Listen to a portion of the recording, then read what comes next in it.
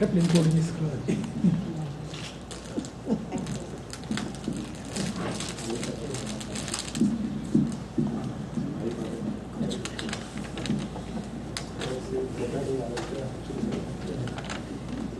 మధ్యాహ్నం ఇంతమంది అంటే హైదరాబాద్ వేదికలు చూస్తే చాలా గొప్ప వేదిక అనమాట. అంటే ఇంతమంది సాహిత్య అభిమానులు సాహిత్యం కోసం ఇంత దూరం రావడం అనేది నాకు చాలా ఆనందంగా అనిపిస్తుంది. అంటే ఈ సభ ఇంత కళకళలాడుతుంది, చాలా ఆనందంగా ఉంది నాకు. నెలన్నా వెన్నెల ఈ సాహిత్య వేదిక నన్ను ముఖ్య అతిథిగా ఆహ్వానించినందుకు మీ అందరికీ మరోసారి ధన్యవాదాలు చెప్తున్నాను. అండ్ సాహిత్య మిత్రులందరికీ కూడా నా ధన్యవాదాలు. ఇంత దూరం వచ్చి మీరు ప్రస్తావించినట్టు కావ్యకంఠ గణపతి ముని గారు మా ముత్తాత గారు, అంటే మా నాయనమ్మ గారి తండ్రి గారు. ఎలాగో అంటే ఇప్పుడు కావ్యకంఠ రమణ మహర్షి తెలిసిన వాళ్ళు ఎవరు కూడా కావ్యకంఠ గణపతి ముని పరిచయం లేదు అనడానికి లేదు. కానీ నేను పరిచయం చేయడం ఒక మహద్భాగ్యంగా భావిస్తున్నాను. నేను మా ముత్తాత గారిని నేను చూడకపోయినా, అంటే మా నాన్నగారే చూడలేదు కాబట్టి మా నాయనమ్మ గారి ద్వారా విన్న చాలా విషయాలు, చాలా అంటే అతని గురించి విన్న విషయాలు మా నాయనమ్మ గారు చెప్తూ ఉండడం, తర్వాత అతని గణపతి మంత్రం మా నాయనమ్మ గారు ఎప్పుడూ చాలా శ్రద్ధగా తెల్లవారుజాము 4 గంటల గణపతి మంత్రం చదవడం, వీటన్నిటి వల్ల కూడా అతను ఒక మహా తపస్వి, ఒక మహా కవి, ముఖ్యంగా తపస్వి. ఎక్కువసార్లు తపస్సు చేశారు ఆయన భార్యను కూడా ఆయన భార్య కూడా విశాలక్ష్మి గారు, ఆవిడ కూడా తపస్సు చేస్తుంటే తపస్సఖి అని పిలిచేవారంట భార్యని. సో ఇద్దరు అంత తపోధనులు అనమాట, చెప్పాలంటే తపోధనులు వాళ్ళు. సో ఈరోజు నేను వాళ్ళ గురించి ఒక ముత్తాత గారు కావ్యకంఠ గణపతి ముని గారి గురించి చెప్పడానికి సాహసిస్తున్నానని చెప్పాలి. ఎందుకంటే సాహసమే ఇది, ఆయన గురించి చెప్పడానికి అనంతం. కానీ ఒక చిన్న చిన్న వాక్యాలు నేను చెప్పడానికి కదా. ఇతను సూర్య గణపతి అంశగా భావించేవారు, అందుకే గణపతి అనే పేరు పెట్టుకున్నారు. తర్వాత ఇతను ఆసు కవిత్వం అనమాట, అంటే ఏదైనా చూడగానే కవిత్వం ధారలా పొంగేదనమాట. సంస్కృతంలో అనర్గళమైన పాండిత్యం, జాతకం మీద మహాపట్టు, జాతకం చెప్పారంటే తిరుగులేదు అని మా నాయనమ్మ గారు చెప్తూ ఉండేవారు. తర్వాత ఇంకొక విషయం ఏంటి అంటే కపాల భేదం, అంటే మోక్షం అంటారు చూసారా, అది జరిగినప్పుడు నాకు కూడా ఇంకా అసలు జనరల్గా ఎవరు బతికుండరట, కానీ ఇంకా అప్పటికి కూడా ఆయన 14 ఏళ్ళు బతికారని చెప్పి మా నాయనమ్మ గారు చెప్పారు. అంటే ఒక వెలుగు, కపాల మోక్షం జరిగినప్పుడు ఒక చుట్టూతో ఒక వెలుగులాగా వచ్చిందని చెప్పేవారు. ఇంకొకటి ఏంటంటే రమణ మహర్షి మన తిరువన్నామలైలో ఉన్నప్పుడు వెంకట్రామన్ అనే పేరుతో తన తమిళ్లో అతను మౌనంగా తపస్సు చేసుకుంటూ ఉండేవారు. అతను అందరూ మౌనస్వామి ఎప్పుడు మాట్లాడింది లేదు. అతను గుహలో తపస్సు చేసుకుంటూ ఉంటే కావ్యకంఠ గణపతి ముని గారు ఈ తపస్సులన్నీ చేసి ఇంకా అతనికి ఏదో అంటే అర్థం కాని విషయం, ఇంకా నేనేంటి ఇంత తపస్సు చేస్తున్నా, నాకేదో ఇంకా దొరకలేదు అనే విషయం కోసం అన్వేషిస్తూ ఒకసారి సభలో చూశారు, కానీ అతనితో మాట్లాడడానికి అవకాశం కుదరలేదు ఆ రమణ మహర్షి. సో ప్రత్యేకంగా అతని దగ్గరికి వెళ్ళి, ఏంటి నేను ఇంతవరకు ఇంత తపస్సు చేస్తున్నాను కానీ నాకు ఏది సమాధానం దొరకట్లేదు అంటే, అప్పుడు అతను నోరు విప్పి మాట్లాడారట. అప్పటిదాకా ఆయన మాట్లాడలేదు, మౌనస్వామిగానే అందరికీ పరిచయం. అప్పుడు అతని పేరు వెంకట్రామన్ అని తెలుసుకుని భగవాన్ రమణ మహర్షిగా మార్చిన తర్వాత అతనికి అప్పుడు అందరికీ భగవాన్ రమణ మహర్షిగా పరిచయం చేశారు కావ్యకంఠ గణపతి ముని గారు. అప్పుడు మాట్లాడినప్పుడే కావ్యకంఠ గణపతి ముని గారిని నాయన అని పిలిచారట. అందుకనే ఈయనకి నాయన అన్న పేరు కూడా, అందరూ నాయన అని కూడా పిలవడం కూడా జరుగుతుండేది. ఇంకొక గర్వించదగ్గ విషయం ఏంటంటే హైదరాబాద్లోని అంటరానితనం అన్ని నిర్మూలిస్తూ కాంగ్రెస్లో బాగా చురుగ్గా పాల్గొంటూ స్త్రీల సమస్యలకు కూడా స్పందిస్తూ బోలెడన్ని ఉపన్యాసాలు చేసినందుకు గాను హిందూ దీంట్లోని 1927 ఫిబ్రవరి 27లోని హిందూ వాళ్ళు సత్కరించి ముని అనే ఒక బిరుదునిచ్చారనమాట. సో అప్పటి నుంచి కావ్యకంఠ గణపతి ముని అయ్యారనమాట. ఇది హైదరాబాద్లో జరగడం, మా ముత్తాత గారికి హైదరాబాద్లో ఇంతటి గౌరవ సత్కారాలు జరగడం అనేది కూడా నేను గర్వంగా భావిస్తున్నాను. తర్వాత మీ అందరి ఆదరాభిమానాలకి మరోసారి ధన్యవాదాలు. ఇంకొకటి, మీరంతా సాహసులు అంటాను నేను. ఎందుకంటే కవిత్వం వినడానికి వచ్చారు. జనరల్గా కవిత్వం అంటే పారిపోతారు. అమ్మో కవిత్వమా, తాళ్ళేసి కడుతుంది, లేకపోతే కవిస్తోంది అని ఒక జోకులు ఉంటూ ఉంటాయి అన్నమాట. సో అందుకని మీరంతా ఈరోజు సాహసంగా వచ్చి నేను చెప్పబోయే కవిత్వాన్ని గురించి వింటున్నందుకు కూడా నేను చాలా ఆనందిస్తున్నాను. ఇంకొకటి, ఇప్పుడు నేను మాట్లాడబోతున్నా, నిలబడితేనే కంఫర్ట్గా ఉంటుంది నాకు మాట్లాడడానికి. నేను మాట్లాడబోయే అంశం ఏంటంటే, సమాజమే కవిత్వానికి ఆయుధం. సమాజం కవిత్వానికి ఆయుధం ఎందుకయింది? అసలు కవిత్వం అంటే ఏంటి? జనరల్గా కవిత్వం అంటే ఏదో గదిలో కూర్చుని ఏదో ఒక ఊహించి కవిత్వం రాస్తారు అనే అపోహ ఉంటే అది కాదు అని చెప్పడం కోసమే నేను ఈ అంశాన్ని ఎంచుకున్నాను అన్నమాట.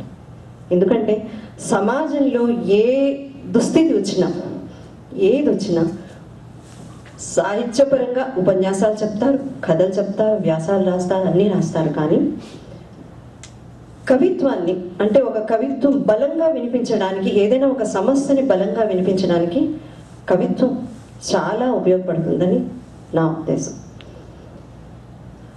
అది అంటే ఏ సన్నివేశం వచ్చినా సరే, ఒక సమస్య, స్త్రీల సమస్య వచ్చినా, ఉద్యమాలు వచ్చినా, లేకపోతే ఏదైనా సమాజానికి సంబంధించిన ఏ వస్తువైనా సరే ఎలా ప్రజెంట్ చేయాలి అనుకుంటున్నప్పుడు అంత భావాన్ని ఒక 4-5 లైన్లలో పెట్టడం అనేది చాలా కష్టం నా ఉద్దేశం. ఎంతో ఉద్రేకం వస్తుంది, బాధ వస్తుంది, కన్నీళ్ళు వస్తాయి. ఈ బాధని, కన్నీళ్ళని ఒక 10 లైన్లలో పెట్టడం అనేది చాలా కష్టం. అది కూడా ఏంటి అంటే గట్టిగా బలంగా చెప్పడం, ఇది మాకు వ్యతిరేకం, ఈ సమాజంలో జరుగుతున్న ఈ అన్యాయాన్ని మేము వ్యతిరేకిస్తున్నాము, లేదంటే మేము దీన్ని బలంగా వినిపిస్తున్నాము అనడానికి ఇది ఒక ఆయుధంగా పనిచేస్తుంది. తర్వాత కవిత్వం అంటే చాలా మంది అసలు వచన కవిత్వానికి ఎలా చెప్పుకుంటారంటే, ఏముందండి వచన కవిత్వం అంటే ఒక 4 లైన్లు నిలబెట్టి రాసేస్తే వచన కవిత్వం అయిపోతుంది కదా. 4 లైన్లు నిలబెట్టడానికి కూడా చాలా కష్టపడాలి. ఎంతో కష్టపడితే కానీ ఆ 4 లైన్లు నిలబెట్టలేం. ఒక తేలిక అభిప్రాయం, ఏముందండి మేము కూడా రాసేస్తాం కవిత్వం అంటారు. కానీ మేము కూడా రాసేస్తామంటే ఎన్నో కవితా సంపుటలు వస్తున్నాయి. కానీ ఈరోజు మనం ఒక శ్రీశ్రీ గారి గురించి కానీ, తిలక్ గురించి కానీ ఇలా ప్రత్యేకంగా ఎందుకు చెప్పుకుంటున్నాం అంటే, ఆ కవిత్వంలో ఉండే ఒక బలం, ఒక సమాజంలో ఉండే ఒక అంశాన్ని స్పృశించే తీరు, వాటిని బట్టి మనం ఆ కవిత్వం యొక్క భావాన్ని అర్థం చేసుకోవచ్చు, కవిత్వం యొక్క బలాన్ని అర్థం చేసుకోవచ్చు. అలాగే ఏదైనా ఒక వాదం అంటే ఇప్పుడు దళితవాదం వచ్చింది, స్త్రీవాదం వచ్చింది. అయితే స్త్రీవాదం వచ్చింది, దళితవాదం, మేము కూడా కవిత్వం చెప్పగలం. మాకు బాధలు ఎలా చెప్తారు?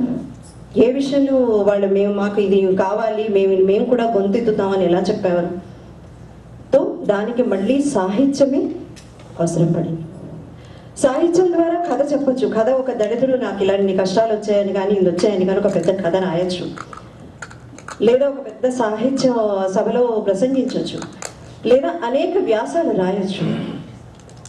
కానీ ఒక 5-6 లైన్లలో ఒక కవిత పెట్టి ఒక పంచ్లా పడింది అనుకోండి, అది ఎప్పటికీ గుర్తుండిపోతుంది అన్నమాట.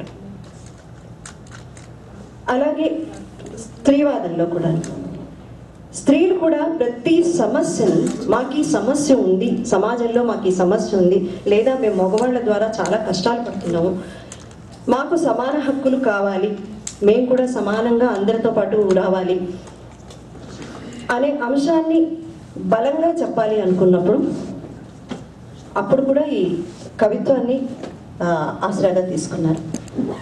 స్త్రీవాదం అనే ఒక సమాజంలో ఉన్న సమస్య అంటే అది ఒక ఆయుధంగా తయారైందన్నమాట కవిత్వానికి.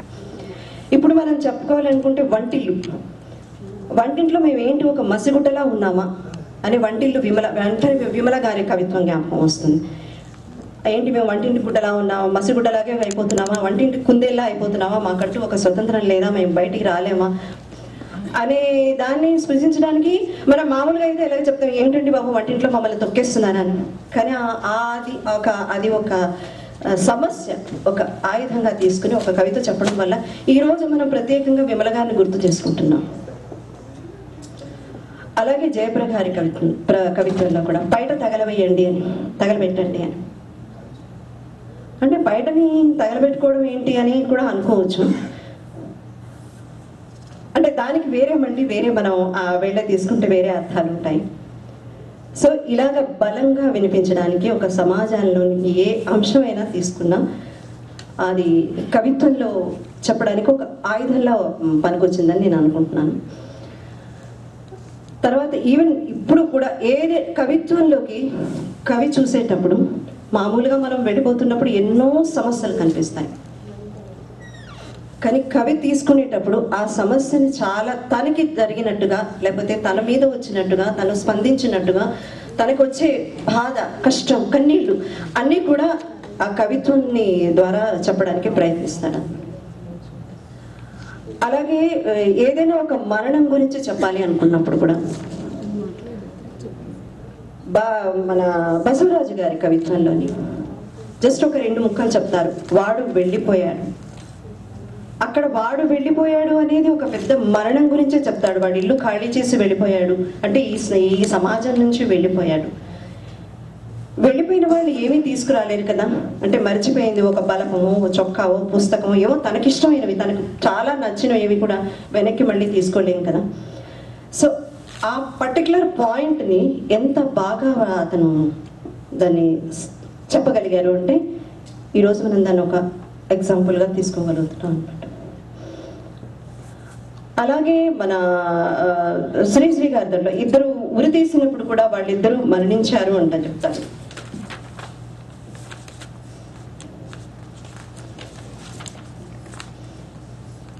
భూమాకాశాలు శ్రీశ్రీ గారు రాసిన భూమాకాశాల్లోని వాళ్ళిద్దరూ ఒకరు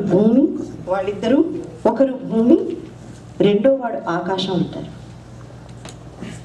అప్పుడు అది ఇద్దరు విప్లవకారులను ఉరి తీసినప్పుడు అన్నమాట. అంటే సమాజంలో విప్లవాల్ని కానీ ఉరి తీసిన ఎక్కడ ఏ సమాజంలో ఏ అన్యాయం జరిగినప్పటికీ కూడా ఆ అన్యాయాన్ని ఒక ఆసరాగా పట్టుకుని, ఒక ఆయుధంగా పట్టుకుని సమాజంలో ఎక్కువగా చెప్పగలిగేది కవిత్వం.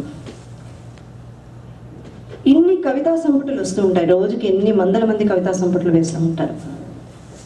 కానీ కవితా సంపుటల్లోని ఎక్కువగా మన హృదయానికి తట్టుకుందే ఒక ఫలానా కవిత్వం ఏది అంటే మనం చెప్పగలుగుతాం.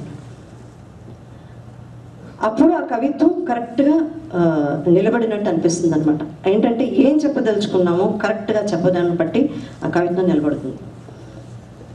సో అందుకని ఈరోజు నేను కవిత్వం గురించి, అంటే వచన కవిత్వం గురించి కానీ, కవిత్వంలో ఉండే తేడాలు, కవిత్వం పోటన ఇవన్నీ చెప్తే ఒక పెద్ద ఉపన్యాసంలో అయిపోతుందని, అసలు సమాజం కవిత్వానికి ఏంటి, దేనివల్ల ఉపయోగపడుతుంది అనే పాయింట్ని తీసుకుని మీకు నేను చెప్తున్నాను. తర్వాత నేను ప్రత్యేకంగా నేను రాసిన కవిత్వంలో కూడాను సమాజంలో ఏమైనా జరిగినప్పుడు కానీ, ఏదైనా జరగరాని విషయాలు జరిగినప్పుడు కానీ, యాసిడ్ దాడి జరిగినప్పుడు కూడా ఆ యొక్క అంశాన్ని తీసుకుని నేను కవిత రాశాను. యాసిడ్ దాడి జరుగుతుంది, అందరూ మర్చిపోతారు, అప్పటికప్పుడు టీవీలో సానుభూతులు, కన్నీళ్ళు అన్నీ అయిపోతాయి. ఆ తర్వాత ఏంటి, ఆ అమ్మాయి ఎలా అంటే బయటికి రాగలుగుతుంది దాంట్లో నుంచి? ఆ అమ్మాయి అసలు నిజంగా సమాజంలోకి ముందుకు వచ్చినప్పుడు ఆ అమ్మాయిని అందరూ యాక్సెప్ట్ చేస్తారా అనే అంశాన్ని నేను అక్కడ అంటే నా కవితలో పెట్టడం. అలాగే ఇంకొకటి, ట్రాఫిక్లో ఉన్నప్పుడు ఒక చిన్న పిల్లవాడిని ఇలా జోలిలో వేసుకుని ఆడుకుంటూ ఉంటారు. అప్పుడు ఏంటంటే మనం దాన్ని చూసి జస్ట్ పని చేసుకోకూడదా, ఇంకా ఎందుకు ఆడుకుంటున్నాము అది ఇది అంట. కానీ జోలిలో ఉన్న పిల్లవాడి పరిస్థితి ఏంటి? ఎండలో వాడిపోతూ ఉంటాడు, వాడు ఇచ్చేస్తుంటాడు. అప్పుడు నేనేం తీసుకున్నానంటే ఆ వస్తువుని, ఆ జోలే ఒక అమ్మ అయితే తనప్పుడు ఎలా స్పందిస్తుంది, ఆ పిల్లవాడిని ఎలా కాపాడడానికి ప్రయత్నిస్తుంది, అంటే తను ఒక అమ్మ అయితే ఏంటి చెప్తుంది అనే దాంతో నేను కవిత్వం రాశాను అనమాట. ఇలాగే రాసిన వాళ్ళందరూ కూడా, ఎవరైతే పెద్ద పెద్ద మహానుభావులందరూ కూడా రాసిన వాళ్ళందరూ కూడా సమాజంలోంచి వచ్చింది. కానీ కవిత్వం ఒక 4 గోడల మధ్యలోంచి ఏదో ఊహించి మట్టుకు ఎప్పుడూ కవిత్వం రాయలేదని నేను నమ్ముతాను. ఆ కవిత్వం అనేది అందరికీ ఇష్టపడేలాగా, ఎంతోమంది ఫలానా, ఇప్పుడు ఒక కవిత్వం 2 పాదాలు కనిపించాయి అంటే అదిగో ఫలానా వాళ్ళ దగ్గర నుంచి వచ్చింది, లేదా అరే ఎక్కడో చూసామా, ఎక్కడో విన్నామే. అప్పటికప్పుడు కవి పేరు గుర్తు రాకపోవచ్చు, కానీ ఆ స్పందన మట్టుకు మనకి ఇమీడియట్గా జ్ఞాపకం వస్తుంది. అరే ఈ 2 ఎక్కడో మనం విన్నామే, ఈ 2 పదాలు ఎక్కడో విన్నామే, ఇమీడియట్గా మనకు ఆ కవి జ్ఞాపకం రాకపోవచ్చు. అంటే ఆ వస్తువుని, ఆ యొక్క సమస్యని, వాటిని సరిగ్గా తీసుకుని కరెక్ట్గా మనం చెప్పగలిగేదే కవిత్వం అని నేను అంటాను.